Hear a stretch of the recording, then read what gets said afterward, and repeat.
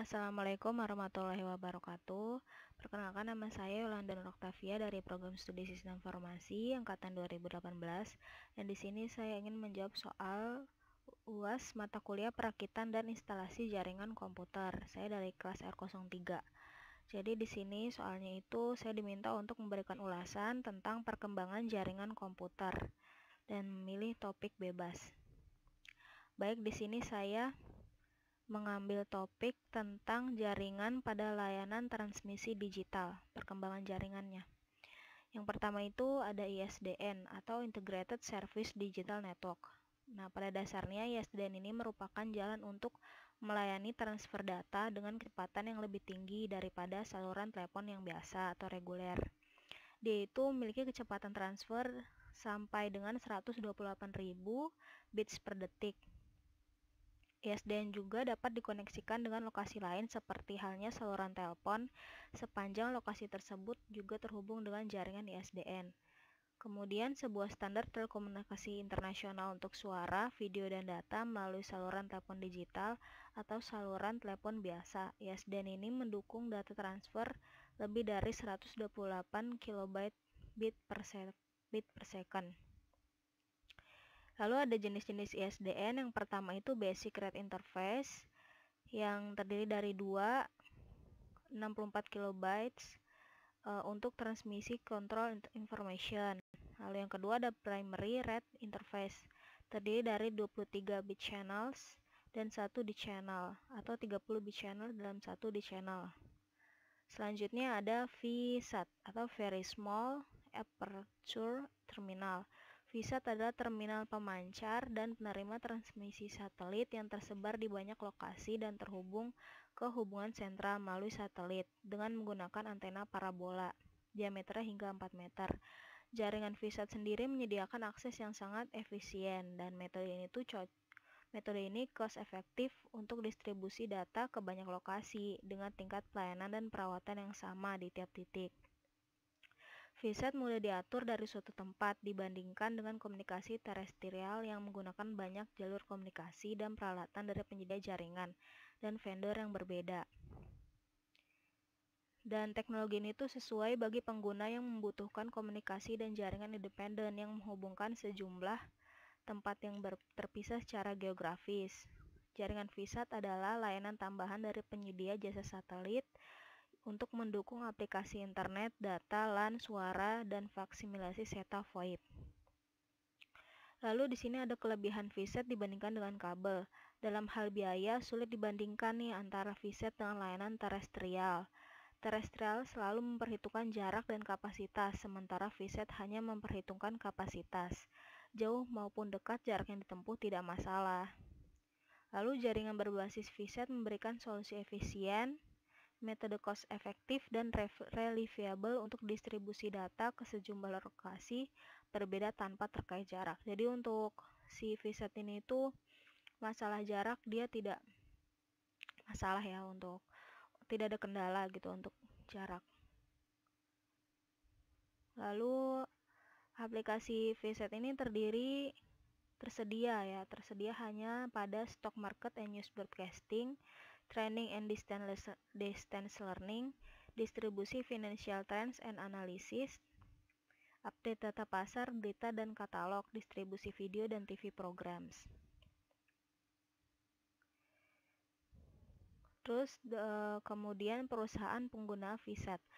Perusahaan ini ada beberapa perusahaan yang menggunakan VSAT ini, diantaranya pertambangan dan energi, minyak, emas, dan lain-lain yang berada di daerah terpencil. Lalu yang kedua toko obat, supermarket, kesehatan. Lalu yang ketiga perusahaan manufaktur, hubungan set plan ke head office. Lalu ada kurir, hotel, travel, agents, car rental, food manufacturers, dan lain-lain. Selanjutnya ada HFC atau Hybrid Fiber Coax. HFC merupakan teknik jaringan akses yang menggabungkan media transmisi serat optik dan kabel koaksial. Jaringan HFC dalam perkembangannya dapat dimanfaatkan untuk 3 layanan, yaitu layanan analog, layanan digital, dan layanan data. Jadi dia tuh memiliki 3 layanan ya. Kemudian HFC itu muncul karena kebutuhan dari teknologi untuk mendeliver service-service baru, terutama yang menggunakan service interaktif broadband multimedia. Jadi HFC ini muncul itu karena ada kebutuhan dari pelayanan-pelayanan pada bidang interaktif ya. Lalu perkembangan HFC sendiri dimulai dari operator kabel TV yang mulai merger dengan operator telekomunikasi dengan memanfaatkan infrastruktur yang ada untuk mengirim servis-servis baru. Nah, ada keuntungan teknologi HFC yaitu yang pertama bandwidth transmisi yang besar, terus redundansi untuk meningkatkan availability jaringan, kemudian transmisi dua arah menggunakan return path, lalu monitoring jaringan, dan dapat memberikan layanan multimedia modern seperti video on demand atau VOD. Lalu perangkat utama jaringan HFC itu ada 4, yang pertama hidden, yang kedua distribution hub, yang ketiga fiber node, dan yang keempat terminal. Kemudian lanjut pada digital subscriber line atau DSL. Jaringan telepon dari sentral lokal ke pelanggan masih menggunakan twisted pair copper. Sementara itu, layanan jasa telekomunikasi saat ini tidak hanya terbatas pada suara telepon saja. Penggantian saluran kawat tembaga dari sentral ke pelanggan dengan saluran fiber optik untuk transmisi multimedia dirasa masih sangat mahal. Nah, oleh sebab itu, peningkatan layanan ke pelanggan tetap diusahakan dengan mengoptimalkan saluran kawat tembaga, yakni dengan teknologi DSL atau Digital Subscriber Line, jalur pelanggan digital. Jadi DSL ini merupakan suatu saluran yang bersumber pada kawat tembaga.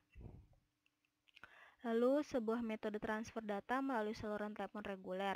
Sirkuit DSL dikonfigurasikan untuk menghubungkan dua lokasi yang spesifik, seperti halnya pada sambungan Licensed Line. Koneksi melalui DSL jauh lebih cepat dibandingkan dengan koneksi melalui saluran telepon reguler, walaupun keduanya sama-sama menggunakan kabel tembaga.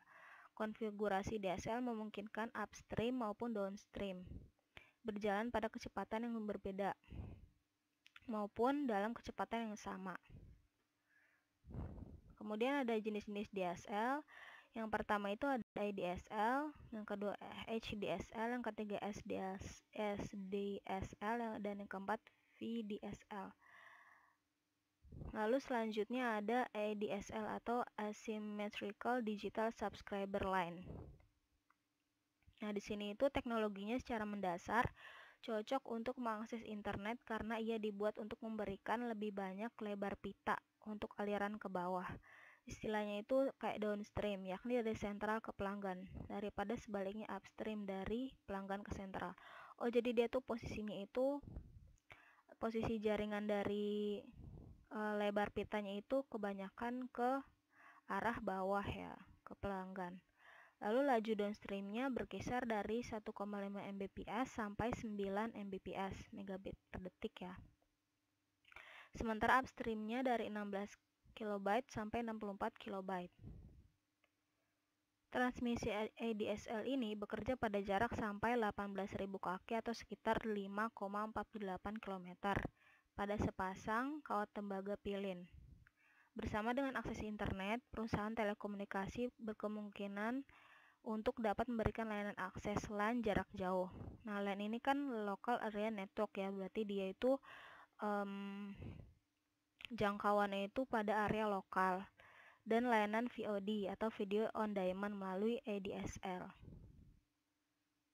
Selanjutnya ada HDSL atau High Data Rate Digital Subscriber Line. Tidak seperti ADSL, HDSL ini bersifat simetrik. Ia dapat memberikan lebar pita 1,544 Mbps di setiap jalurnya pada dua pasang kawat tembaga pilin. Dalam kenyataannya, karena kecepatan HDSL sesuai dengan saluran T1, ia dapat dipakai untuk menyediakan layanan T1. Jadi rentang operasi HDSL ini lebih terbatas daripada ADSL. Dia itu lebih rendah, yaitu 3,65 km gitu. Harus digunakan penguat sinyal untuk memperpanjang jarak layanannya. Karena HDSL membutuhkan dua pasang saluran, ia digunakan terutama untuk koneksi-koneksi jaringan PBX atau sistem pembawa ikat digital. Transportasi komunikasi melalui HDSL dapat diterapkan pada akses primer ISDN. Jalur sewa 2 MB per detik dan layanan fraksional yang menempati 64 KB per detik. HDSL merupakan basis universal untuk layanan pelanggan, suara, data, video, dan dapat pula melayani sebagai transportasi khusus atau sementara seperti pada misalnya base station. Kemudian ada SDSL atau Single Line Digital Subscriber Line.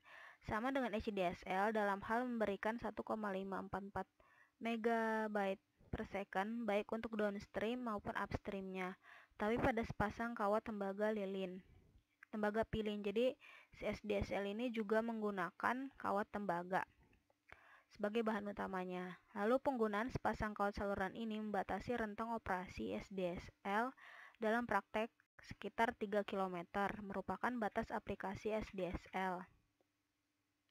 Celah-celah aplikasinya adalah seperti pada residential video conferencing atau akses LAN jarak jauh. Lalu ada FDSL atau Very High Data Rate Digital Subscriber Line yang bersifat asimetrik. Rentang operasinya terbatas pada 1000 sampai 4500 atau sekitar 304 meter sampai 1,37 km.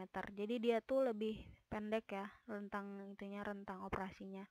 Tetapi ia dapat menangani lebar pita rata-rata sekitar 13 megapiksel sampai 52 megapiksel untuk downstream dan 1,5 megapiksel sampai 2,3 megapiksel untuk upstreamnya melalui sepasang kawat tembaga pilin. Lebar pita yang tersisa memungkinkan perusahaan telekomunikasi memberikan program layanan HDTV dengan menggunakan teknologi FVDSL. Oh ya, jadi karena saking lebarnya pita itu masih ada sisa dan dapat digunakan oleh perusahaan telekomunikasi untuk program layanan selanjutnya. Lalu yang terakhir ada radio packet General Packet Radio Service, salah satu standar komunikasi wireless nirkabel dibandingkan dengan protokol WAP.